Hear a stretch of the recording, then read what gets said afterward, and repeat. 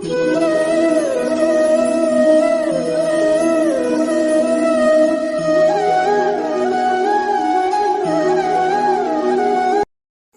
நண்பர்களுக்கு பதஞ்சலி கார்த்திகேயனின் பணிவான வணக்கங்கள்.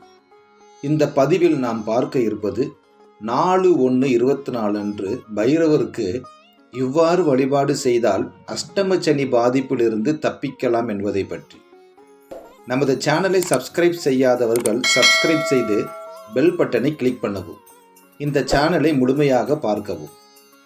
4/1/24 அன்று பைரவருக்கு இவ்வாறு வழிபாடு செய்தால் அஷ்டமச்சனி பாதிப்பிலிருந்து தப்பிக்கலாம். 7.5 சனி, அஷ்டமச்சனியால் பாதிக்கப்பட்டோர் எண்ணிக்கை அதிகமாகும். நமது கர்ம வினைகளுக்கு ஏற்ப சனி பகவான் நமக்கு வழங்கும் தீர்ப்பே இந்த 7.5 சனி மற்றும் அஷ்டமச்சனி ஆகும். இந்த பாதிப்பால் பாதிக்கப்பட்டோர் மன ரீதியாகவும் உடல் ரீதியாகவும் பல பிரச்சனைகளை சந்திப்பர். சனி பகவான் நோய், கடன், எதிரிகள் மூலம் கஷ்டங்களை உருவாக்கி நமக்கு பிரச்சனைகளை கொடுப்பார்.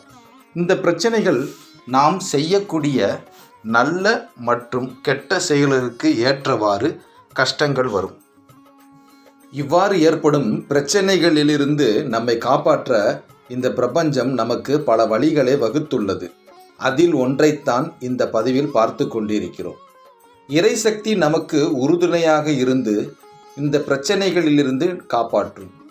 அந்த சக்தி சிவனின் அம்சமான கால பைரவர் ஆவார்.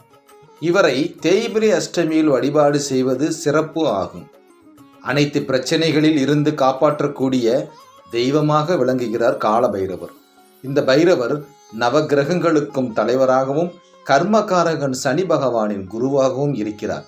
இப்பேற்பட்ட சக்தி வாய்ந்த கால பைரவரை இந்த மாதிரி வழிபட்டால் சனி பகவானின் பாதிப்பிலிருந்து விடுபடலாம். சிவனின் அம்சமான கால பைரவரை வழிபட உடனடி பரிகாரமாக இந்த வழிபாடு இருக்கும். 4/1/24 வியாழக்கிழமை அன்று வரக்கூடிய தேய்பிரை அஷ்டமி கால பைரவரை வழிபட உகந்த நாளாகும். இந்த தேய்பிரை அஷ்டமி புது வருட பிறப்பில் வரக்கூடிய முதல் தேய்பிரை அஷ்டமி ஆகும். இந்த தேய்பிரை அஷ்டமியில் கால பைரவருக்கு 6 நெய் தீபங்களை கொண்டு விளக்கேற்றி வழிபடுவதால் சனியால் ஏற்படும் அனைத்து தோஷங்களும் விலகும். மேலும் அஷ்டமச்சனி, 7.5 சனி, அர்த்தாஷ்டமச்சனி போன்றவையின் தாக்கங்களும் குறையும். நெய் தீபங்கள் மட்டும் ஏற்றினால் தாக்கம் குறையாது. தீபங்களோடு அரளிப்பூ மாலை சாற்றி வழிபடுதல் வேண்டும். இந்த அரளிப்பூ மாலை கால பைரவருக்கு பிடித்தமான மாலையாகும்.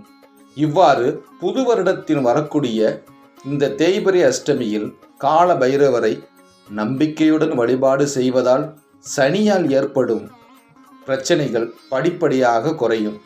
வேறு ஒரு தகவலுடன் மீண்டும் அடுத்த பதிவில் சந்திக்கலாம். நன்றி, வணக்கம்.